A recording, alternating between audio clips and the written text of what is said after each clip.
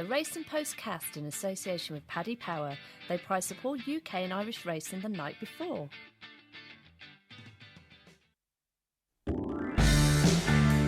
Good morning, a very warm welcome to the Racing Post Review Postcast. I am Bruce Millington and I am joined in the studio by Nick Watts from the Racing and Football Outlook, the Weekender, and also the Anti-Post Focus column that adorns the Racing Post pages intermittently. Over in Ireland, in Fairyhouse to be more specific, we've got David Jennings, and we're also joined from our sponsors Paddy Power by Paddy Power as well. So welcome along, chaps. We will look ahead to the meeting that used to be the Paddy Power Open meeting. It's now the Open meeting at Cheltenham. That is on Saturday, which is great. But first, it being the review postcast, we will review what happened at the weekend. First of all, I mean, look, not a great time for racing at the moment. Poor old Freddie Tillicki, absolutely devastating about what's happened there. Our worst fears from the Kempton fall have been realised, I'm afraid. The good news is obviously that racing's thrown its support behind him, and fair play to Matt Chapman for getting the fundraising enterprise off and running, and it's heartwarming to see that is now up around the 200 grand mark, so that's fantastic. And Vautour, Nick Watts, I mean, that really was, the last thing we needed, wasn't it? I mean, I was at home yesterday and I looked on Twitter and Racing Post said Vautour has died in a freak accident. I was like, what? He absolutely, I couldn't believe it. It's such a loss, isn't it? 3-time festival winner in his pomp. Really looking forward to seeing him again this year, and we're not going to. It's a horror, isn't it?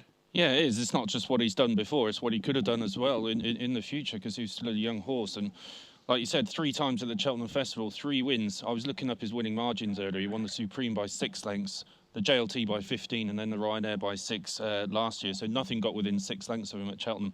And the words that sprung to mind when I thought about him were effortless.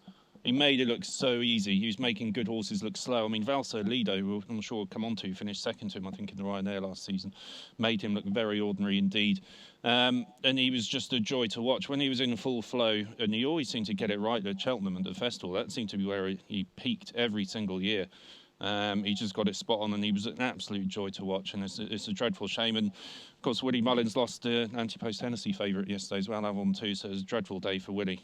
And DJ, over in Ireland, where there is a greater passion for racing overall than there is over here. I mean, a piece of news like that must absolutely, just chill the blood of everyone, doesn't it? Absolutely, yeah. And I think the thing about Vautour, as Nick kind of pointed to there, it's unfinished business. I think we all were hoping that this year he might finally go for the Gold Cup, and I certainly was one that would have been keen for him to try the Gold Cup trip, just because he is so brilliant at Cheltenham. His 3 performances have been so astonishing at Cheltenham. I thought he deserved to go in the Gold Cup. I actually did the RP Sunday read with Ruby Walsh, and probably one of the most fascinating conversations we had was him talking about Vautour's work before the Cheltenham last year, and he said they just could not get a gig out of him. They tried everything. They tried different jockeys. They tried working with different horses.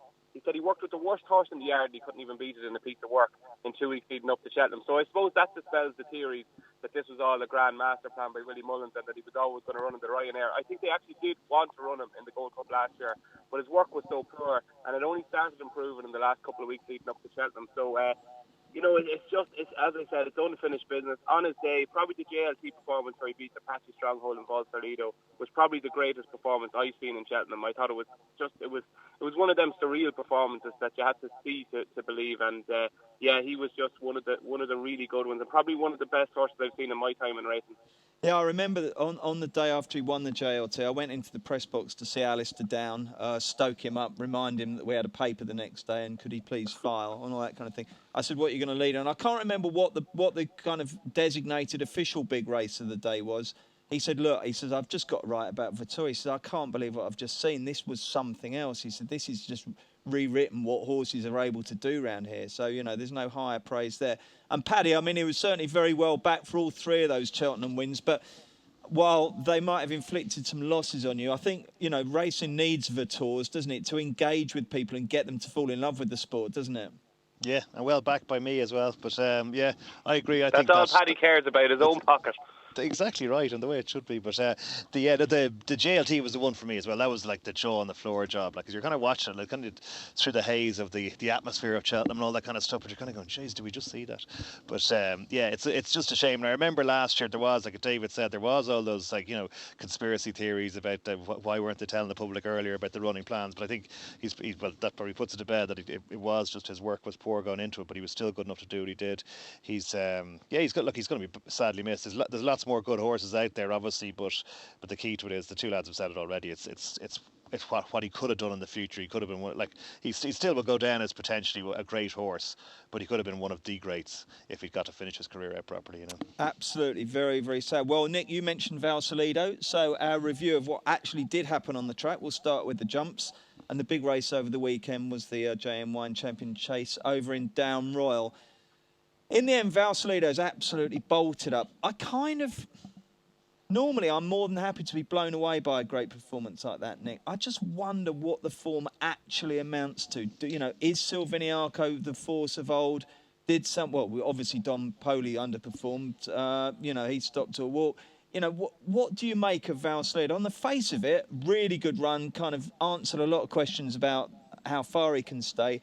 And you'd think that he's up for an exciting season. But, what do you think he can go on and achieve this year?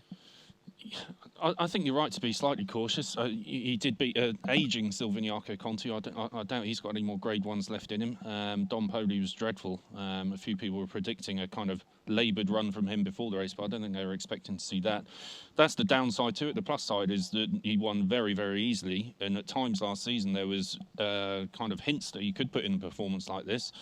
And I think in this particular instance, he's probably, it sounds the wrong thing to say, prospering being away from the Willie Mullins yard, but just because Willie has so much strength in depth, maybe he didn't quite go for the races that best suited him last season, and he's got much more opportunity to do that now, and that was shown at Down Royal. So, is it a Gold Cup contender?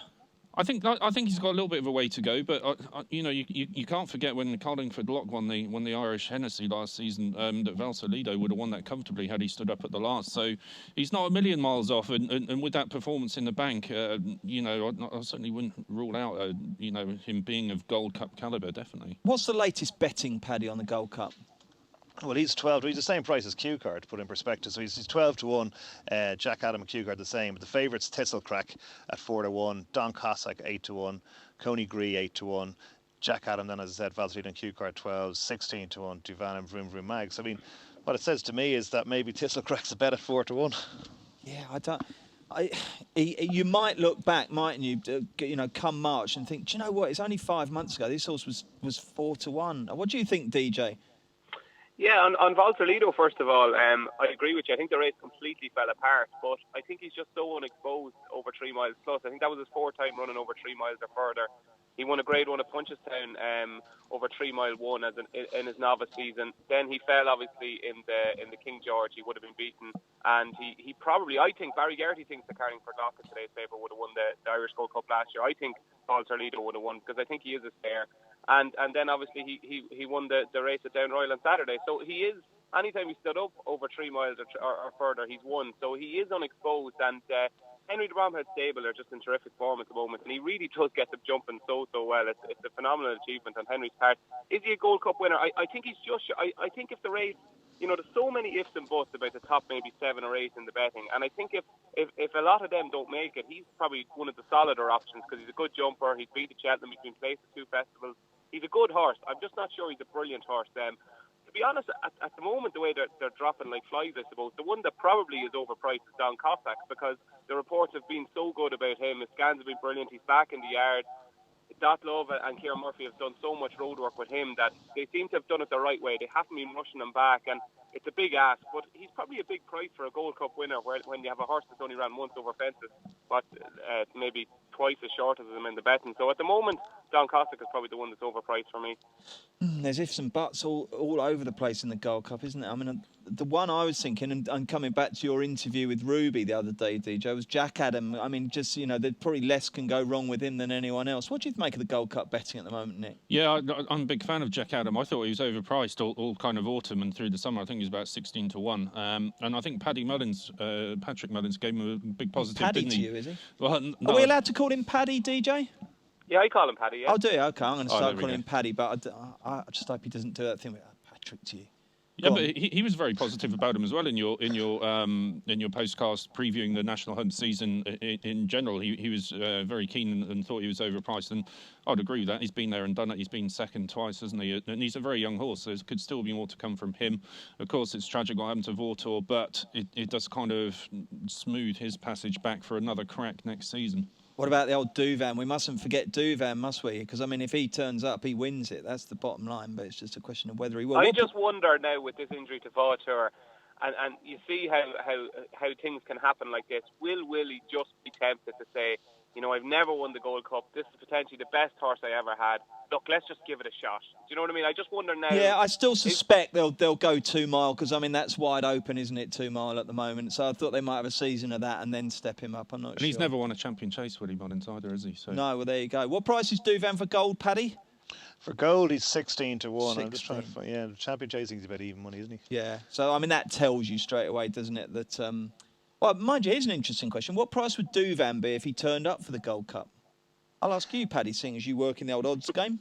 Yeah, you're asking the right man. In fact, he's 4 to 6 for the champion chase. There you go, giving away false value there. So yeah, if he did turn up for the Gold Cup, I think you're going to put him in there a shorter price than Jack Adam. I would have thought because Ruby will definitely ride. I think him he's fab. I think if he he's runs, going to be, he's he's fab. going to be close to Thistlecrack. I think Thistlecrack would still be fab. I think he'd be like 5 or 6 to 1 maybe. Do you know what? After the week we've had in racing, imagine if Thistlecrack ran against Duvan in the Gold Cup. I would crawl over broken glass with David and imagine Jennings you threw on in my Don back. Kotzak and Coney Gree both got there as well. I do agree, but I just somehow the Duvan Just v for the novices, Thistlecrack. Oh man, that would be something else, wouldn't it? Let's talk about Sub-Lieutenant because obviously, as you said, DJ Henry de Brome had a great day there, didn't he? With a couple of the new arrivals in the maroon colours, as well as Valsalido winning. Sub-Lieutenant won very impressively, really, didn't he? What price is he for the Ryanair now, Paddy?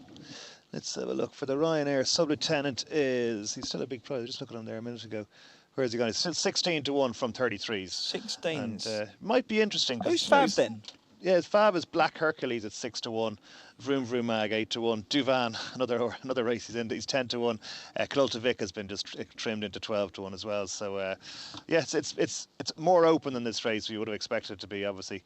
But yeah, Sub-Lieutenant. I mean, he's for me.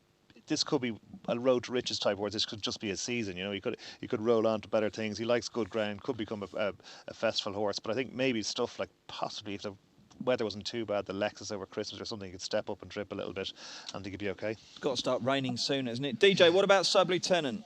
Yeah, the funny thing about this horse is, Bruce, I backed him in the Irish Grand National last year when he was trained by Sandra Hughes, and Brian Cooper rode him out of all the Gigginson horses, and he jumped like a goat.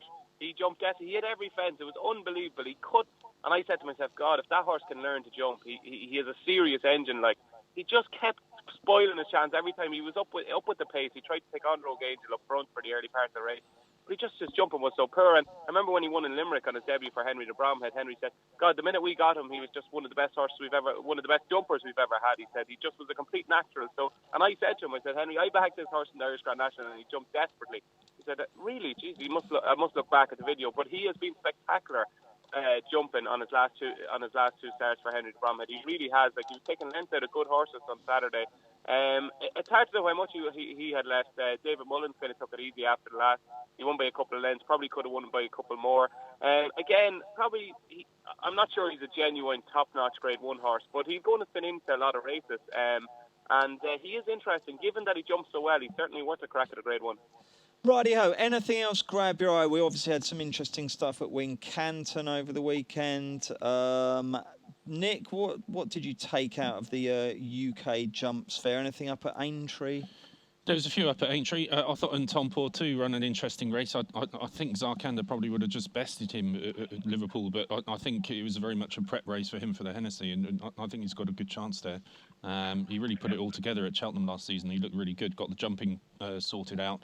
I think the Hennessy could suit him very well indeed. But just going back to Ireland again, it was a great 2-day meeting at Down Royal. The two big horses that Gordon Elliott took from Willie Mullins, of course, we mentioned Don Poli, but Apple's Jade getting turned over on Friday. I know. That was a bit of a shock. It certainly was. And I was interested to hear his post-race reaction where he said, she felt slow and she needs to go up in trip. I think that's a bit premature. I think she needs another crack at 2 miles. She didn't look slow when, she won at Aintree on what is a very sharp track and then doing it at Punchestown. Maybe last year's horses were rubbish. Ivanovic Gorbatov was well beaten yesterday. Yeah. Maybe she was beaten nothing, but she absolutely annihilated them, didn't she? She was winning so far. You kind of felt she had to be special, but I suppose there's nothing. I can't believe she's a slow horse now. No. I think she needs a bit more time, and I think Gordon's been a bit premature there. Yeah. Okay, anything for the tracker, chaps? Let's have a look at that. I've got one as well, but can I do mine first? We'll get the worst one out first. There was a bumper at Newbury last Thursday, which was won by a Nicky Henderson horse called Burbank. Now, the overall time was slow, and he didn't exactly spread eagle them, but this horse absolutely went bananas in the last furlong and cleared right away from them. So I just thought if they place him carefully, I thought Burbank could be quite interesting. Nick, what's your horse tracker entry? I'll give one of Tom George's, who won a bumper at Chepstow last week, Some Kind of King, I think it was called. He won by about 20-25 lengths, and similar kind of sentiments to you. He just looks hugely promising. George is in a really, really rich vein of form at the moment. I think he's got a very good strike rate. It's not going to last forever, but while he's in this kind of form, you've got to follow the yard. Paddy Power, what's your horse tracker contribution? Well, I was Sublieutenant was my main one, and then the other one I was going to put in was maybe, I know Frodon's race fell apart, so it was impossible to know, but just look, I think might have been impressive had the rest of them decide to stand up and actually race against him, but so he could be interesting next weekend. We'll come to him anyway because of the Bet Victor Gold Cup, which is coming up. We'll have a look at that. And DJ, give us a horse for the tracker. I'll pick one kind of under the radar a little bit, a horse called Automated. You saying ours weren't under the radar? Christ, we've scoured the bumper results for a couple of really obscure ones. And then Paddy went for Sublieutenant and Frodon. I'm going to go for Automated. He ran in the 2.5 mile handicap hurdle at Naas on Sunday, and I think of Keith Donoghue, who's riding brilliantly at the moment, but I just think if he could ride the race again, he'd love to just hold him up for a little bit longer. Just got to the front too soon, travelled all over the winner. I think he's really well handicapped. He was second to Ivan Grozny in the handicap hurdle at Aintree last spring, and he's well handicapped. He might go up 2 or 3 pounds. Maybe potentially. He only finished 4th in the end, but I think maybe back at 2 miles or even 2.25 miles, I think he's potentially really well treated. Okie dokes, let's have a look back at the Breeders' Cup. Here's Paddy Power's latest horse racing offer. It's money back as a free bet if your horse finishes second to the SP5 in all races at one meeting today, and at one meeting every day this month. Max £25 per race, not available in shops. 18+, gambleaware.co.uk. Okay, first of all, where did we all watch it? Where were you, Nick, watching the Breeders? Or were you watching it? I had to take the wife to a fireworks night on Saturday at Cheltenham Racecourse, so I was watching fireworks rather than the racing. Did they do a good show? Fantastic job, yeah. Was it? Yeah, no, really, really good. I mean, how long does it last for? Because you go all that way to Cheltenham, and it's going to cost zillions if it lasts more than 20 minutes, isn't it? What do they do the rest of the time? I should have timed it. I think it probably weighed in at about 20 minutes, and it's the biggest one in the southwest. I think they got about 15,000 people there. So it was a great night, and so racing had to take a back seat. Okay, David, were you out with the lovely Aoife on Saturday night? Yeah, I was hoping you wouldn't ask this. I Why? was at a wedding. Have you had a row? No, I was at a wedding. Paddy will actually know whose wedding it was. Do you know Mary Kennedy that presents Nationwide? Her daughter. Yeah. Oh, there you go. I was at her daughter's wedding, so I only. That sounds like a swanky affair. Yeah, I wasn't drinking though because I was working the next day. You know me, Bruce. Good lad. Did you dance? I did dance, and the hardest thing ever to do in life is dance without drinking because you just don't know where to put your hands. It's just horrible. So were you quite self-conscious? Yeah, I was very self-conscious, and I'm a desperate dancer even with drink because I can't really move my hips. So, it was a horrible. Yeah, that doesn't sound great. And Paddy, I presume while everyone else was out doing other stuff, you and I were professional enough to have watched the racing, were you? Yeah, absolutely. I was in my mate Ronnie Dutch's house. He had a Breeders' Cup night, and we also watched Ireland beat New Zealand in the rugby. Oh, wow, that must have been fun. Pretty amazing night. Yeah, it was dead. It was the first time in a long time that I'd gone to a free gaff party, so it was like tense before. I'd wondered how much drink to bring and all that kind of stuff. What did you go with in the end? I went with 10 large bottles of beer. I didn't think I'd drink them all, but it happened, and then I knocked the photo of one of his kids off the wall and broke it. But apart from that, it was fine. Blimey. Yeah. So you just went with the beer. You didn't bring some just wine went with the as beer. well. I brought some wine as a gift, obviously. Right. Good lad. It was fine, but Okay, it was a great night, though. Well, Nick and DJ, did you actually deign to catch up with what happened, or shall just Paddy and I chew the fat on the Breeders' Cup stuff? I watched it all the next day, and I was just absolutely delighted for Jamie Heffernan. That would have been my highlight. Just to have given so much to that operation. A lot of it is kind of behind the scenes. I did an interview with him before the Derby this year, and it was. Look, he doesn't say a lot. He's the type of fella. If you did the dirt on your missus, he'd be the fella you tell, because he just says nothing really most of the time. But don't get any funny ideas, mate. All right, you're punching way above your weight with Aoife, so I wouldn't push it. Look after her, okay? But he's just one of these. He's one of these people that he just goes out. He rides the horses. Doesn't really like publicity. But he did a lovely interview with me back in I think it was early June or maybe late May. And he just loves what he does, and he doesn't get carried away. He doesn't blow horses out of proportion. He doesn't really say a lot, but he's a really hard worker.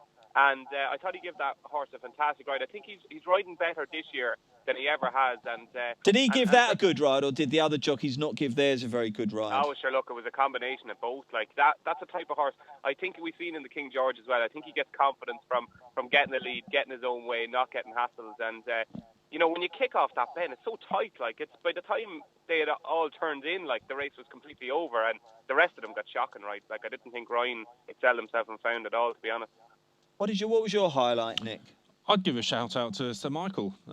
He's been in the shade a bit recently, isn't he? With Aidan doing so well, and Ballydoyle sweeping all these big prizes. But Stouty just gave a little reminder there that if you give him the horse, he can still do it. And as did Frankie. Yeah. What a ride. Yeah, exactly. And Queen's Trust, she was coming from, I think she'd only won a Kempton Maiden in her life before, and she'd been beaten at Ascot on Champions Day on her previous start. So for Stouty to have the kind of boldness to go over there was something, and for her to win just shows that the old master can still produce.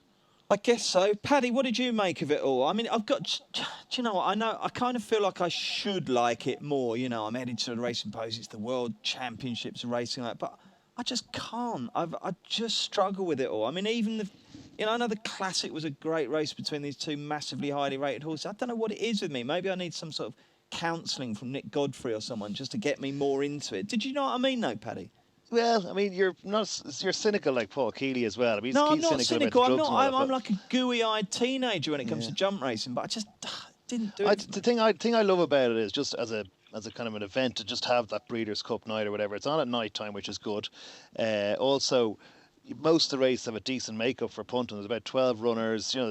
Most of them are competitively priced. They're all grade 1 horses. One or two you've heard of. Yeah, well, that's the thing. But if you do the work, if you're willing to put the work in, it's all grade 1 forms. You can look it up or talk to somebody who's done the work for you, and they can tell you the tips.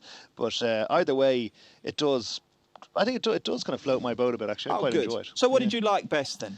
I thought that on Friday once you got over the thing of knocking your friend's daughter's that was very late. That was after the last race. That was just before I called my taxi and said, I think it's time I went home. Did that get an icy silence, or did you just did someone put their arm around you and say, don't worry about it, Paddy, we'll get that fixed? Yeah, he was grand. It was fine. I sent an apologies text.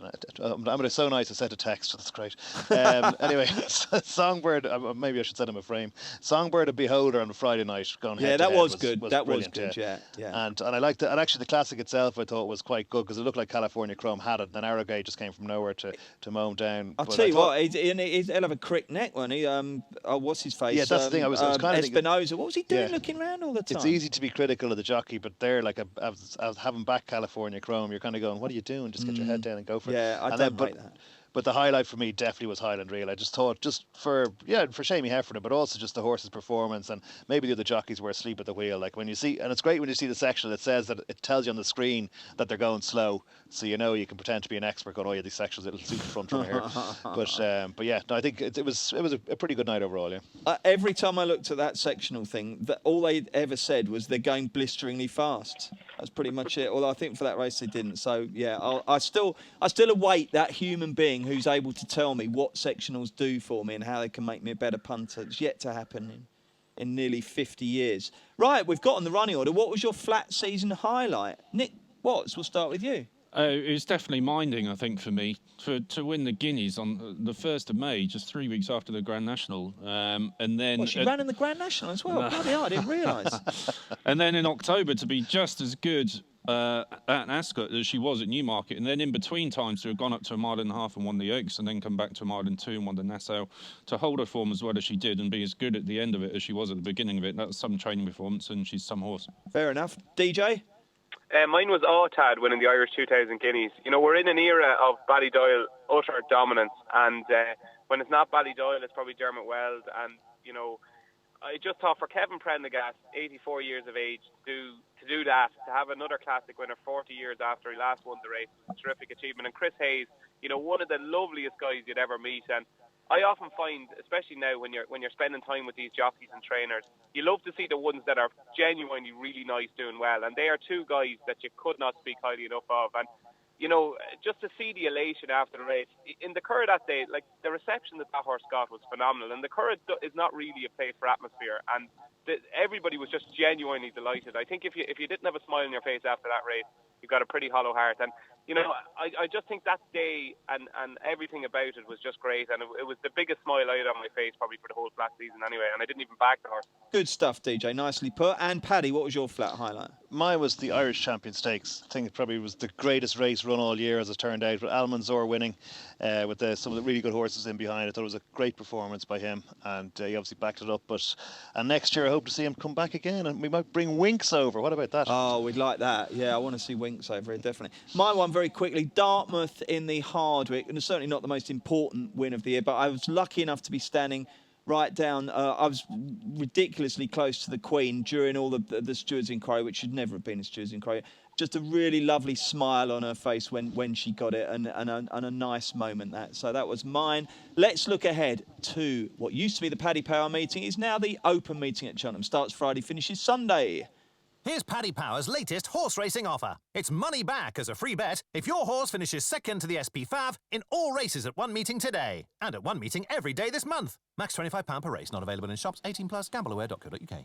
Welcome back, Bruce Millington, Nick Watts, David Jennings and Paddy Power's Paddy Power are looking ahead to a great weekend. 3 days. It's the third most important jumps meeting in the calendar behind the Cheltenham Festival and Aintrie's Grand National meeting. It's the Open meeting at Cheltenham. Tons of great racing, 3 superb days.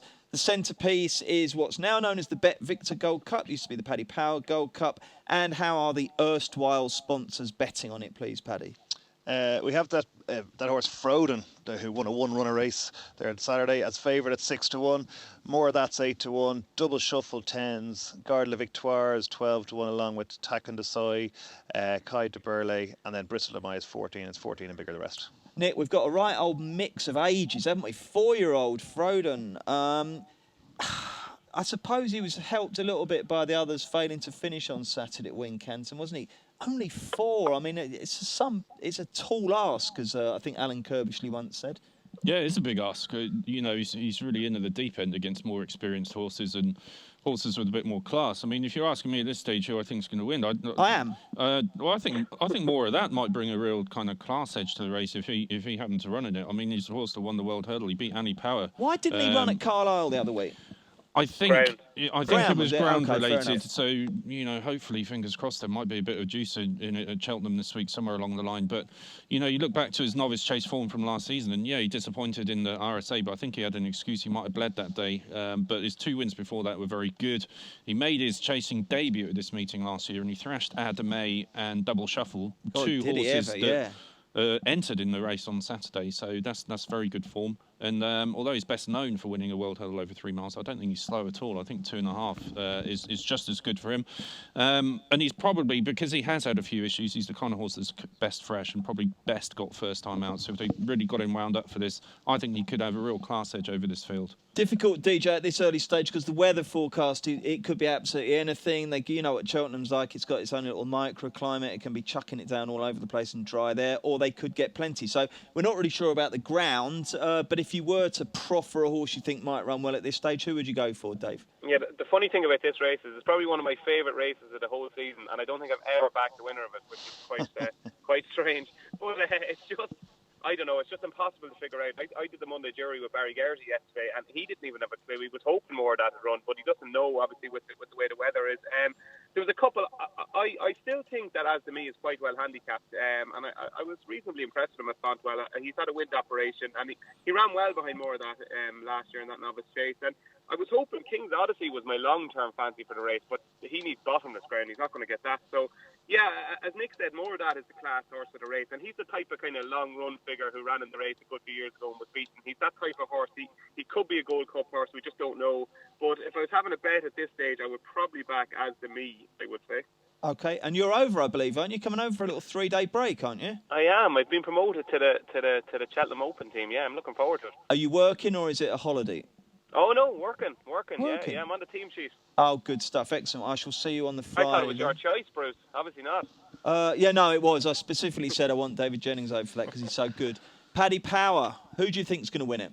Yeah, I have a similar record to David, actually. I think Imperial Commander is the only winner I've backed ever, and I've been there for about 100 years. But Are you looking forward to not having to host the box? You normally drag a load of hideous journalists over for it and have to entertain them while they're being sick on the floor and stuff like that. I should be looking forward to it, but the problem is that I'm actually going to like a school fundraiser. I'm not going to be in Cheltenham for the first time since 2000, I think. Oh, no. So, which is actually, it's a disaster. You're I was a actually school looking forward to this. fundraiser? Yeah, some pub quiz thing. I'm sure it's a great cause and everything, but still I prefer to be at Cheltenham. But as soon as we weren't sponsoring them, it's oh great, brilliant, I'll sign you up for this.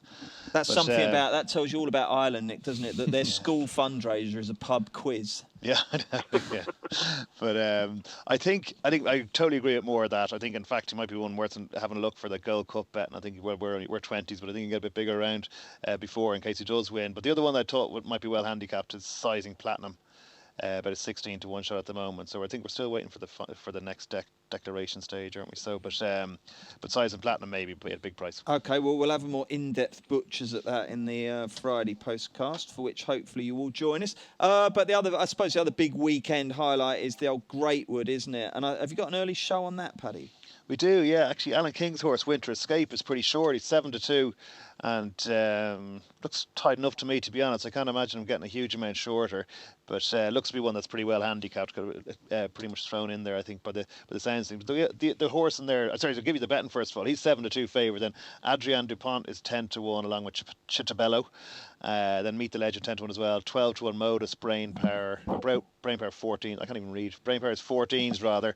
Mick Jazz and Mr Miyagi both 14s, along with Sten Rubin, and 16 and bigger the rest. The other one I like is the one that went off favourite for this race last year, and he's actually running off a lower weight, is Mick Jazz 14-1. All right. Who do you like, Nick? I think Mick Jazz is interesting, definitely. And there's another one, Modus. I was listening to a postcast a couple of weeks ago with Paul Keeley and DJ on it. DJ put up Modus, I think, for Ascot, and he was roundly condemned for it. Modus was called an old ridiculed is the word. Ridiculed, exactly, you were. But you almost proved them wrong, DJ. Ran a cracking race, only got beaten 3/4 of a length. And if it doesn't rain at Cheltenham this week, I think that will really suit it, as will the big field, as will, I think he's just one of these horses that likes to come back from behind, thread his way through, that kind of thing, put his nose in front on the line. And he's got the ability to do it. And I don't mind taking a chance on horses that have got the ability, because every now and then they will show it. Do you know what? You know when you always associate FA Cup final day with sunny weather? I always associate the Sunday of the Open meeting with absolutely shocking weather. Chronic. It always seems to chuck it down. And then the Greatwood, they all come hugging up that near side rail, don't they? DJ, who do you think is going to win the Greatwood?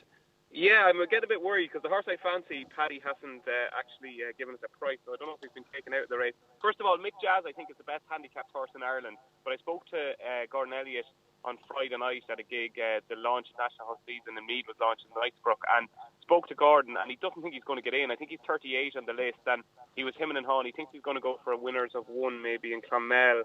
So I'd be a bit weary of backing Mick Jazz anti-post, but if he does run, he is seriously well handicapped. But the horse I fancy is a hair breadth of Ben Paulings, but I'm a bit worried now that he's been taken out because. Oh, he's 16-1. He's in there. He's 16-1. Well, sorry, I haven't seen the decks now, but. Yeah, I think it's a cracking price. He won at this meeting last year after a huge long layoff, and he had a good enough season. It fell apart on his last run of the season at Kempton. But I was surprised to see that his mark hasn't gone up as much as I thought when I went into the race. He travels well, he jumps well. I have a feeling he's been laid out for this because he won at this meeting last year, and he's proved already that he can win fresh. So it was an almighty gamble last year, wasn't it, as well? An almighty gamble. Yeah, they 16 and 7-2 or something. Yeah. He's a good horse. He's well handicapped, and he goes well fresh. So he ticks a lot of boxes. And if he does go for the race, it'll be a single-figure price, I'd say. Okay, chaps. Before we go, I want one anti-post good thing for you for the season. It could be Cheltenham. It could be the King George. It could be the Hennessy. Nick, we'll start with you. You are the Racing Post designated anti-post king. So who are you going to give? Well, I was really encouraged last week when Jessica Harrington did a stable tour to read positive bulletins about Jeski. He's drifted out to 16-1 for the World Hurdle for doing nothing other than, being in his box and having missed last season. I think he was about 8-1 this time last year. He's got untapped potential at staying trips. He showed that one run over 3 miles and he won at Punchestown, beat Hurricane Fly. I think 16 to 1's a massive price for him. I think he's an 8-time Grade 1 winner. Former winner of the Champion Hurdle, of course. So I think for the World Hurdle, 16 to 1 is more than fair. Blimey, that's well put. DJ? Am I allowed to give a price by a different bookmaker? No, you're not. Yeah, well, you don't have to name. I won't say who it is, right? But I think there is an unbelievable price out there at the moment. It's invitation only, trained by Willie Mullins to win any race at the Cheltenham Festival. Go have a look on Odds Checker. He's 10 to 1 with one firm. That's an unbelievable price. I think he could be Willie Mullins' best novice this year. He'll either go for the Neptune or the Albert Bartlett, but that takes that out of it. So I think 10 to 1. I think that price will crumble after 3 people get hold of it, though. So give me a feasible one that everyone can access. Oh, geez, I thought that was a really good one. Well, it is, but like I say, with these things, everyone susses one, and it's probably 6 to 1 everywhere else, and no one can get on. Yeah, okay. Sorry, David. I'm not saying it isn't a great shout, but we've just got to be careful chasing after these mirage prices that don't, 3 people get on with and then they crumble. Okay, go to Paddy first and come back to me then. All right, then Paddy, let's have yours. Okay, I'm going to go for more of that in the Gold Cup. I just think he's a big price. DJ's gutted. You were so succinct with that one. He was. You want to elaborate there, Paddy? Yeah.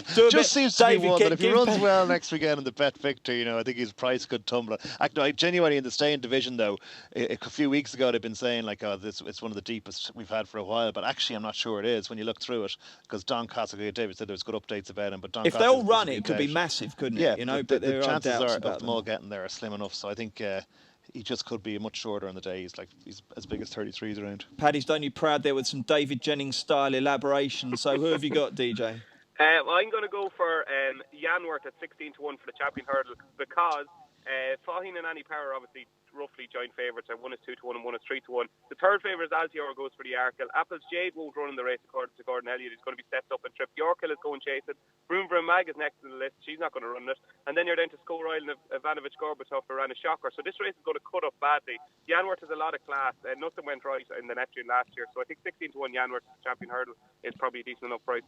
I'll tell you, when you said Yanworth, I made a little face if you watch the video of this on your phone. But you then went on to make such a good case that by the end of it, I was positively purring. Well done, DJ. That was a great recovery there. Thank you very much, Nick. Thanks, DJ. Enjoy Fairy House today. Paddy Power, thank you for your input. Enjoy the pub quiz, the school pub quiz on Saturday. And like I say, we are back on Friday for the weekend postcast. The Racing Postcast in association with Paddy Power. They prize support UK and Irish racing the night before.